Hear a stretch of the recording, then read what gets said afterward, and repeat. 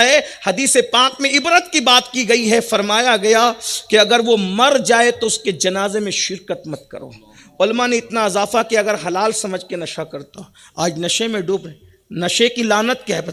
حدیث پاک میں آیا، اللہ کے رسول علیہ السلام فرماتے ہیں نشہ کرنے والے جب میدان محشر میں آئیں گے تو ان کے منہ سے پاخانے کی الٹی ہو رہی، وہ پاخانہ اگلتے ہوئے۔ آج ایم ڈی پینے والوں، شراب پینے والوں، پتہ نہیں کس کس انداز میں نشہ کرتے ہیں، میری قوم کے جوانوں سنور جاؤ، آخرت تباہ ہو رہی ہے، قبر میں سور کی شکل ہو رہی ہے۔ ایک حدیث پاک تو یہاں تک ہے، ابن مسعود فرماتے ہیں اللہ کے رسول علیہ السلام کی حدیث بیان کرتے ہوئے کہتے ہیں کہ جب نشہ کرنے والے قبر سے اٹھیں گے یا ان کی شکل سور کی طرح ہوگی یا بندر کی طرح ہوگی، اور وہ لوہے کا گز، وہ لوہے کا ہتھوڑا جس کو انسان اور جنات مل کر بھی اٹھا نہ سکے، اس ہتھوڑے سے فرشتے ان کا استقبال کریں گے۔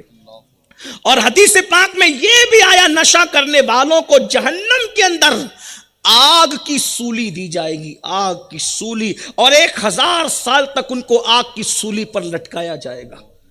یہ برداشت کر سکتے ہو؟ اور دنیا میں کیا ہو رہا ہے؟ بیمار پڑ رہے ہو نشے کی وجہ سے، بیوی کا حق ادا نہیں کر پا رہے ہو نشے کی وجہ، بچوں کا حق ادا نہیں کر پا رہے ہو نشے کی وجہ۔ میرے بھائیوں، اگر میرے نوجوان یہاں نشہ کرنے والے موجود ہیں، اگر مجھے یقین ہوتا کہ ان کا پیر پکڑ کر کہوں گا تو وہ مان جائیں گے، تو میں ایک ایک کا پیر پکڑ کے کہتا ہوں میری قوم کے لڑکوں، میری قوم کے جوانوں، تم صرف اپنے ماں باپ کی امانت نہیں ہو، جوان پوری قوم کا سرمایہ ہے۔ جس قوم کا جوان سمر جاتا ہے اس قوم کی تاریخ سنہری حرفوں سے لکھی جاتی ہے، اور جس قوم کا جوان عیاش اور آوارہ ہو جاتا ہے اس قوم کو صفحہ ہستی سے مٹا دیا جاتا ہے۔ اسلام دشمن طاقتوں کی سازش ہے، مسلمانوں کو پڑھنے مت دو، آگے بڑھنے مت دو، تجارت کرنے مت دو۔ جانتے ہیں تمہاری صلاحیت، تمہارا ٹیلنٹ، جانتے ہیں کہ یہ اتنے ٹیلنٹ ہیں، اللہ اکبر، کہ اگر یہ پڑھیں گے تو پھر ان کا کوئی مقابلہ نہ کر سکے گا، یہ تجارت کریں گے تو کوئی مقابلہ نہ کر سکے گا، یہ سیاست کریں گے تو بھی کوئی مقابلہ نہ کر سکے گا۔ ارے ہزاروں سال کی حکومتوں کو پیروں میں گرایا تھا جب مسلمان سیاست کرنے پر آئے تھے، بڑے بڑے تاجر در کے بھکاری بنے تھے جب مسلمان تجارت کرنے پر آئے تھے، اور جب پڑھنے پر آئے تھے تو ساری قوم کاسے گدائی لے کر علم کی خیرات مانگتی تھی۔ آپ بھول گئے؟ ارے کل کی بات کیوں کرتے ہو؟ آج کی بات کرو۔ ہمارے ملک کو، ہندوستان کو، تاج محل سے لے کے لال قلعے تک، اور لال قلعے سے لے کے سونے کی چڑیا بنانے تک، اور سونے کی چڑیا بنانے سے لے کر ایٹمی پاور تک پوری دنیا میں جس نے مشہور کیا ہے وہ یہی کلمہ پڑھنے والے تو ہیں۔ ہندوستان کو ایٹمی طاقت کس کے ذریعے ملی؟ وہی نا جسے عبد الکلام کہا جاتا ہے۔ ارے جو کلام کا عبدل ہو وہ ایٹمی طاقت عطا کرتا ہے، پھر کلام کی طاقت کیا ہے؟ جب عبد الکلام کا یہ عالم ہے تو پھر کلام کی طاقت کیا؟ اور جب کلام ایسا ہے تو پھر صاحب کلام کیسا ہو؟ ابھی میں کسی کے عقیدے پہ گفتگو نہیں کر رہا ہوں، میں تو ظاہر کی بات کر رہا ہوں۔ ہمیں کوئی عقیدے کی تائید یا حمایت نہیں کر رہا ہوں، لیکن صرف ظاہر کی بات جو لوگوں کی نظر میں وہ پیش کر رہا ہوں، ورنہ ہمارے نظریات تو وہی ہے۔ پھر حسام الحرمین، حسام الحرمین ہے۔ ہمارے لیے فی الحال عقائد کے معاملے میں اینڈ جو ہے وہ فکر رضا ہے، ہم اس کے وارث، وہ ہماری محافظ، اتنا یاد رکھ۔ لیکن لوگ جو کہتے ہیں وہ کہہ رہا، تو کہا کہ یہ زنا بھی کرتا تھا اور شراب بھی پیتا، اور آج جہاں شراب ہوگا وہاں زنا ضرور آئے گا۔ زنا کے بارے میں زیادہ نہیں کہتا، جشن غریب نواز ہے، غریب نواز کی محفل ہے، غریب نواز کی ایک بات رکھتا ہوں۔ سرکار غریب نواز فرماتے ہیں جب آدم علیہ السلام دنیا میں آئے تو حضرت حوا سے ملاقات ہوئی، بہت حیا کے پردے میں بات کر رہا ہوں، آپ نے وظیفہ زوجیت ادا کیا، اس سے بڑھ کر با حیا الفاظ میرے پاس اب نہیں ہیں، کسی کے پاس ہو تو میری معلومات میں اضافہ کریں، آئندہ وہ جملہ کہوں گا۔ وظیفہ زوجیت ادا کیا حضرت حوا کے ساتھ، غسل کی حاجت ہوئی تو حضرت جبریل نے کہا غسل کرے، جب غسل کیا تو بہت آپ نے اپنے آپ کو فریش محسوس کیا۔ غریب نواز کے ملفوظ اپنے الفاظ کے جامع میں پیش کروں، اس لیے کہ قرآن کہتا ہے لِتَسْكُنُوا إِلَيْهَا، اس غسل کے بعد جو سکون ہے، میں سمجھتا ہوں کہ بادشاہت میں وہ تخت پر سکون نہیں ہے جو اللہ نے لِتَسْكُنُوا إِلَيْهَا میں سکون رکھا ہے۔ اور جب وہ ہوا تو حضرت آدم کے پاس جبریل آ کے کہیں حضرت کیسا محسوس ہوا؟ کہا کہ اتنا سکون ہے۔ کہا ایک بات اور سنیں، جتنے قطرے ٹپکے ہیں غسل میں، ہر قطرے کے بدلے 1 سال کی عبادت کا ثواب ملا ہے، اور اتنی تعداد میں فرشتے پیدا ہوئے جو سب عبادت کریں گے تو اس کا صلہ اللہ آپ کو عطا کرے گا۔ تو آدم کریم اپنے بچے یاد آ گئے، بیٹے یاد آ گئے، بیٹیاں۔ کہا یہ میں نبی ہوں اس لیے میرے لیے یہ ہے یا سب کے لیے؟ کہا جو بھی نکاح کے بعد غسل کرے اللہ کی رضا کے لیے ان سب کو یہی ثواب ہے۔ ہر غسل، ہر قطرے کے بدلے 1 سال کی عبادت، ہر قطرے کے بدلے حلال غسل کی برکت، اور اتنی تعداد میں فرشتے پیدا ہوں گے اور وہ دعا کریں گے اور عبادت کریں گے، اس کا صلہ ملے گا۔ لیکن فوراً غریب نواز کی آنکھوں میں آنسو آ گئے۔ کہا بابا قطب دوسری بات بھی سن لے۔ کہا حضرت جبریل نے پھر یہ بھی کہا کہ اگر کوئی زنا کرے گا تو زنا کے بعد جب غسل کرے گا تو جتنے غسل میں قطرے ٹپکیں گے ہر قطرے کے بدلے 1 سال کا گناہ، اور جتنے قطرے ہوں گے ان کی تعداد کے برابر شیاطین پیدا ہوں گے، اور ان سب کے پاپ کے برابر، ان سب کے پاپ کا وبال اس کے سر جائے گا جس کے زنا سے وہ شیاطین پیدا ہوئے۔ یہ بھی صوفیہ فرماتے ہیں جو زنا کرتے ہیں دنیا میں، اللہ بطور سزا ان کے خاندان میں لنگڑی، لولی، اندھی، عیبی اولاد پیدا کرتا ہے تاکہ خدا ان کے اس صدمے سے انہیں دوچار کرے۔ اب یہ مت سمجھنا کہ جتنے کے یہاں عیبی پیدا ہوتے سب ایسا نہیں، 1-2% کو اللہ امتحان کے طور پہ دیتا ہے، باقی اکثروں کو سزا کے طور۔ ایوب علیہ السلام بھی بیمار پڑے، لوگ بھی بیمار پڑتے ہیں۔ ایوب کی بیماری محبت کی وجہ سے تھی، درجات کی بلندی کی وجہ سے تھی۔ جیل میں گنڈے بھی جاتے ہیں، جیل میں یوسف صدیق بھی گئے، ان کو سزا کے طور پہ ڈالا جاتا ہے، ان کے درجات کی بلندی کے طور پہ ڈالا گیا۔ تو یاد رکھنا سب کو ایک لاٹھی سے نہیں ہانک سکتے۔ جلدی پڑھ رہا ہوں، ایک بات اور سن لے زنا کے بارے میں حدیث، دل تو نہیں چاہتا کہ بات روکوں لیکن سن لے۔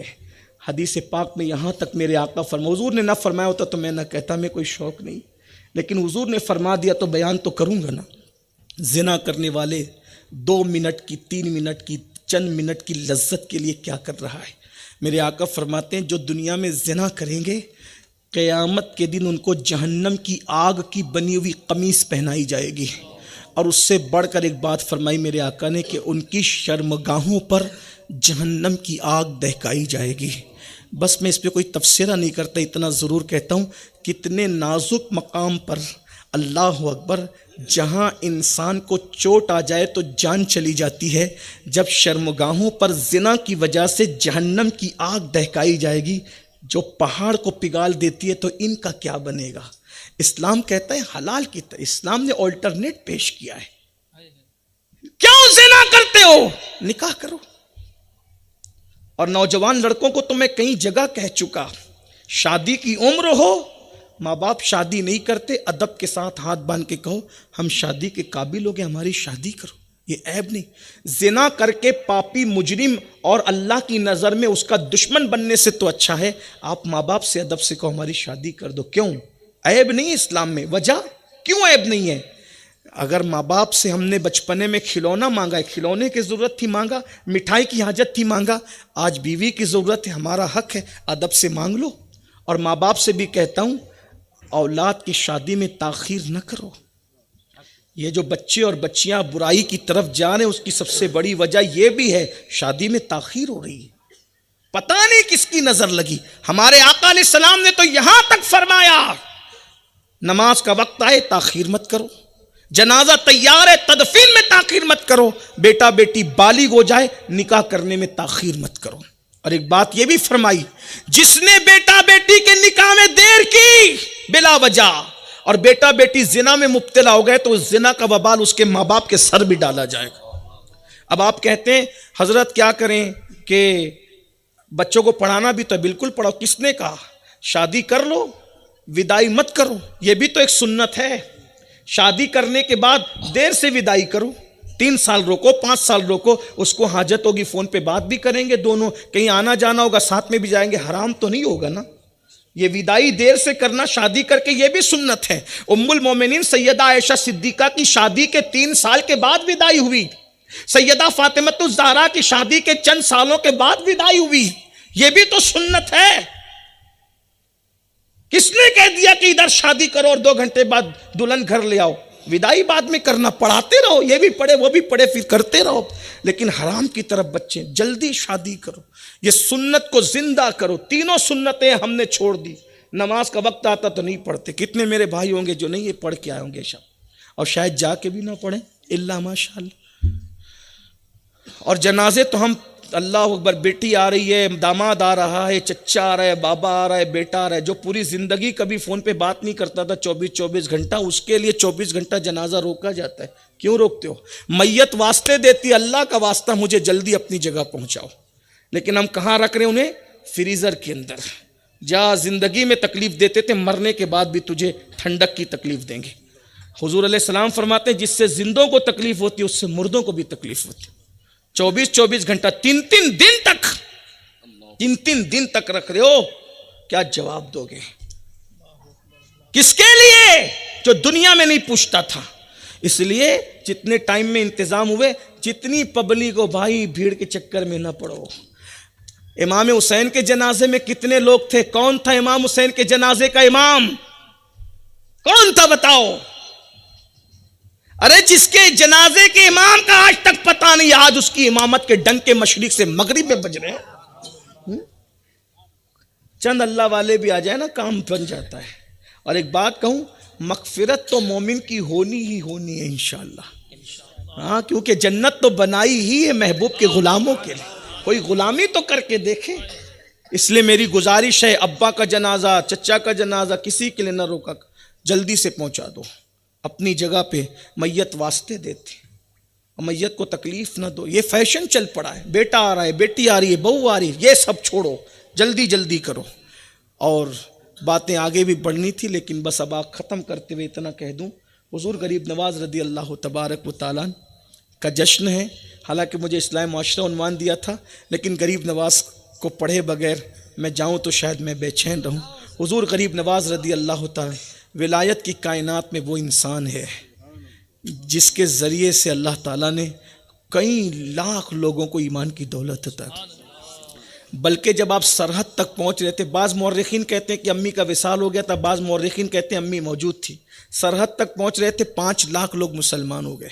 ماں کو خط لکھا، امی میری زبان میں اللہ نے اتنی تاثیر دی کہ 5 لاکھ لوگ مسلمان ہو گئے. ماں نے خط کا جواب بھیجا، بیٹا یہ میری کوششوں کی برکتیں ہیں، کیونکہ میں نے کبھی بغیر وضو تمہیں دودھ نہیں پلایا، اس لیے اللہ نے میرے بیٹے کی زبان میں وہ تاثیر. غریب نواز کے تعلیمات بہت خوبصورت ہے. غریب نواز فرماتے ہیں، اگر اللہ تک پہنچنا ہے، بس بات اینڈ کر رہا ہوں، ان کے ملفوظ سن لے، بات ختم کروں. فرماتے ہیں اگر اللہ تک پہنچنا ہے تو 3 باتیں اپنے اندر پیدا کرو. نمبر 1، شفقت. سورج جیسی شفقت. سورج کو دیکھا شفقت کرتے؟ غریب کی جھوپڑی کو بھی چمکاتا ہے، مالدار کے محل کو بھی چمکاتا ہے. شفقت سورج جیسے. حتیٰ کہ پیشاب پر بھی اس کی کرنیں پڑتی ہے، پیشاب کی جگہ کو سکھا کے وہ پاک کر دیتا ہے، مگر پیشاب اس کی کرنوں کو ناپاک نہیں کر پاتا. یہ سورج ہے، شفقت جیسی سورج جیسی شفقتیں. آج ہمارے اندر شفقت ہے؟ نہیں ہے. ہم نے جنازے بھی بانٹ دیے غریبی امیری میں، شادیاں بھی بانٹ دی غریبی اور امیری میں، سب بلکہ خیریت کو بھی بانٹ دیا غریبی اور امیری. مالدار ملتے تو خیریت پوچھتے ہیں، غریبوں کا کوئی پرسان حال ہے. حالانکہ حضور غوث پاک فرماتے ہیں کہ جب میں نے اللہ سے پوچھا، عرض کی مولا میں تجھے کہاں ڈھونڈوں، تو الہام کیا گیا. اور کوئی غیر نبی ڈائریکٹ اللہ سے بات تو نہیں کر سکتا، لیکن یہ کہ تو کہا عبد القادر مجھے غریبوں میں تلاش کرو، میں تمہیں غریبوں میں ملوں گا. آج غریبوں کا کوئی پرسان حال ہی نہیں. غریبوں سے کوئی اس نے رشتہ نہیں کرنا، رشتہ ہے تو بتانا نہیں، ان کو حقیر جاننا. ماں باپ بھی اگر غریب صورت کے ہو تو بیٹے تعارف نہیں کراتے. یہ حال ہو گیا ہے. سگا بھائی غریب ہے تو بھائی تعارف نہیں کرا، یہ بھی نہیں کہتا کہ وہ میرا بھائی ہے. یہ حال ہے. لیکن یاد رکھنا غریبوں، اچھی طرح یاد رکھنا، کوئی اپنا خیال کرے نہ کرے. مالدار وہ ہیں جو نبی کے نام سے قربانی کرتے ہیں، غریب وہ ہیں نبی ان کے نام سے قربانی کرتے ہیں. غور تو فرمائیں. ہاں، ہم غریبوں کا آقا ہمارا نبی. اور فرماتے ہیں سخاوت دریا جیسی، دریا جیسی سخی ہو جاؤ گے تو اللہ تک. دریا سخی ہوتا ہے, بہتا رہتا ہے, سمندر کو دیتا رہتا ہے. دریا لیتا نہیں ہے, دیتا ہے, اور سمندر لیتا ہے, دیتا نہیں ہے. اسی لیے دریا ہمیشہ پرسکون بہتا ہے اور سمندر میں موجیں اٹھتی ہیں. کبھی دیکھا موجیں؟ کبھی جانا سمندر کے کنارے کھڑے ہو کے موجوں سے کیا پتا چلتا ہے؟ ایسا لگتا ہے کوئی بے چین انسان اپنا سر پٹک رہا ہے. یہ سر کیوں پٹک رہا ہے؟ سمندر لیتا ہے, دیتا نہیں ہے. تو لینے والا ہمیشہ بے چین رہے گا, دینے والا ہمیشہ پرسکون رہے گا. لٹاتے رہو. ہر ولی لٹانے والا ہوا ہے. مجھے لوٹنے والا کوئی ولی ابھی تک دکھا نہیں. لٹانے والے, ہر ولی لٹانے والا, ہر ولی لٹانے. ولی کی نظر ہمیشہ دلوں پر رہی, ولی کی نظر ہمیشہ حال پر رہی. انہوں نے مال پر کبھی نظر نہیں رکھی. وہ لٹاتے تھے. ولی لوگ سخی تھے. دیکھ لیجئے ہمارے حضور سے لے کر کے پھر نیچے آج کے دور تک جو واقعی ولی ہے, سب لٹانے والے ملے. جس کو لوٹتا دیکھو سمجھ لو سب ہے, ولی نہیں ہے. دیکھ لیجئے. اور پھر فرماتے عاجزی زمین جیسی. ہائے ہائے, عاجزی زمین جیسی. کیسی زمین جیسی عاجزی؟ اس پہ پیشاب کریں, پاخانہ کریں, گھر بنائیں, کھود دیں, سب کریں, مر جاتے ہیں تو پھر اپنے سینے میں ہی جگہ دیتی ہے. ہمارے عیبوں کو بھی اپنے سینے میں چھپا لیتی ہے. یہ عاجزی ہے زمین کی. غریب نواز کا ایک قول سن لیں اور پھر بات پوری. غریب نواز فرماتے ہیں اللہ تک پہنچنا ہے تو لوگوں کے دل خوش کرنا سیکھو, کیونکہ اللہ تک پہنچنے کے راستے لوگوں کے دل سے ہو کر جاتے ہیں. یعنی ہاتھ میں تسبیح, بغل میں مصلی, سر پہ قرآن, سب کر لے, اگر تو لوگوں کا دل خوش نہیں کر سکتا بندے تو اللہ تک پہنچ بھی نہیں سکتا. آج ہم اللہ کے بندوں کا دل خوش کر پاتے؟ نہیں کر پاتے. اس سے جھگڑا, اس سے جھگڑا, اس سے جھگڑا, اس سے جھگڑا. بھائیو ذات کے لیے کتے لڑتے ہیں, انسان نہیں لڑا کرتے. ہمارے بزرگوں نے دل توڑنے سے بچنے کے لیے روزے توڑ دیے, دل نہیں توڑے. اور آج ہم دل توڑ رہے ہیں, دل توڑ رہے ہیں. یہ مخالفت, اس کا جھگڑا, اس کا جھگڑا, اس کا جھگڑا. برادری کے نام پہ لڑ رہے ہو, علاقے کے نام پہ لڑو مت. سب عاشقان رسول متحد رہو. حضور حافظ ملت فرمایا کرتے تھے اتحاد زندگی, انتشار موت ہے. ہر سلسلہ اپنا ہے, ہر ادارہ اپنا ہے عاشقان رسول کا, ہر بندہ اپنا ہے. حضور کا ہر عاشق اپنا ہے. کسی کا دل مت توڑو, اس لیے کہ دل توڑنے سے بڑا گناہ اللہ کے نزدیک کوئی ہے ہی نہیں. دل کی بات آئی تو محبوب الہی یاد آئے. سرکار محبوب الہی نظام الدین اولیاء اپنی کتاب میں فرماتے ہیں کہ ایک دن ام المومنین سیدہ عائشہ صدیقہ سے فرمایا, عائشہ آج ہم تم سے خوش ہیں, جو مانگو مانگ ہم تمہیں دیں گے. سیدہ عائشہ صدیقہ نے کہا بن مانگے تو سب کچھ دیا. کتنا دیا بن مانگے؟ الزام منافقوں نے لگایا تو سورہ نور نازل ہو گئی قرآن میں. یہ بن مانگے ملا تھا نا, جس کے بستر پہ قرآن آیا بن مانگے ملا نا. سب تو بن مانگے. اب مانگنے کی بات کرتے تو مانگ وہ لو. ابا سے پوچھا صدیق اکبر سے, بابا کیا مانگوں, بابا کیا مانگوں؟ حضور نے کہا بیٹی ان سے اتنا پوچھ کہ معراج پر گئے تھے تو کیا کیا باتیں ہوئی تھی, اور حضور جو بتا دیں مجھے بتانا بھولنا مت. صدیقہ نے کہا یا رسول اللہ آپ نے کہا جو مانگیں گے دیں گے, معراج کا راز کسی کو نہیں بتایا, مجھے بتائیے. کہا ایک بات بتاتے ہیں کیونکہ وعدہ کیا تھا. فرمایا میرے اللہ نے مجھ سے کہا محبوب تیری امت میں کتنا بھی بڑا پاپی مجرم گنہگار ہوگا لیکن ہم اس کو جنت دیں گے, اور وہ بھی بے حساب دیں گے, کیونکہ اس کا عمل ہوگا وہ لوگوں کے ٹوٹے ہوئے دلوں کو جوڑنے والا ہوگا. جو دل جوڑے گا ہم اسے بخش دیں گے, بے حساب جنت دیں گے. صدیقہ نے سنا تو خوش ہو گئی, وہ تو نہایت سستا سودا بیچ رہے ہیں جنت کا.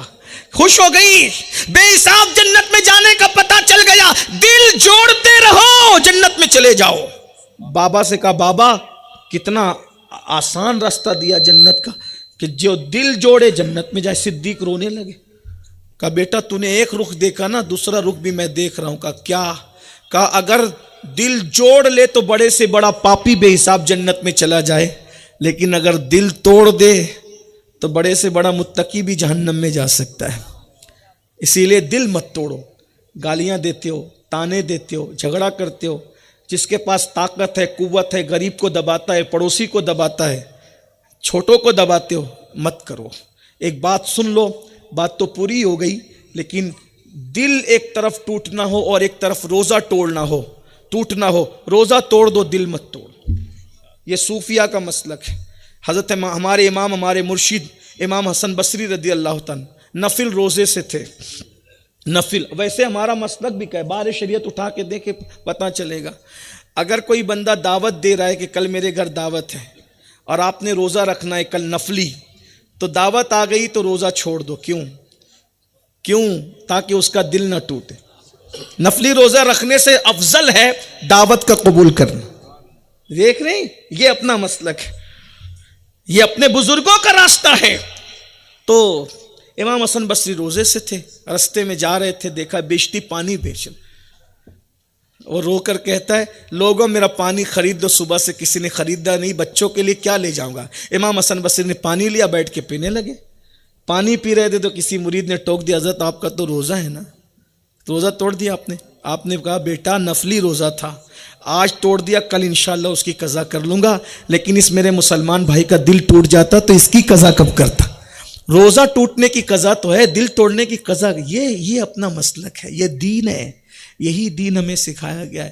مت لڑو آپس میں، جھگڑا مت کرو، کسی کو گالی مت دو۔ غریب نواز سرکار فرماتے ہیں جس نے کسی مومن کو گالی دی، مجھے ڈر لگتا ہے مرے گا تو اس کی زبان پہ کلمہ طیبہ نہیں آئے گا۔ عام مومن کو گالی دو تو زبان پہ کلمہ نہیں آتا، جو بیوی کو گالی دے اس کا کیا حال ہوگا۔ اس لیے میرے بھائیوں سدھرو، سنورو، توبہ کرو۔ وہی پانچویں بات اس میں تھی، میں پڑھتا اس کو وقت ہوتا تو، لیکن پہلی قبر کا حال پڑا، ٹائم ختم ہو گیا۔ وہ بندہ کہتا ہے جب میں نے پانچویں قبر کھولی تو میں نے کیا دیکھا پانچویں قبر میں، کہ قبر تا حد نگاہ کشادہ ہے اور ایک خوبصورت جوان تخت پہ بیٹھا ہے۔ میں وہ بھی منظر برداشت نہ کر سکا، غیب سے آواز آئی یہ وہ انسان ہے جس نے جوانی میں توبہ کر لی تھی، اس لیے اس کی قبر کا یہ منظر ہے کہ تا حد نظر قبر کشادہ کر دی گئی ہے اور اس کو خوبصورتی کے ساتھ جنت کے تخت پہ بٹھایا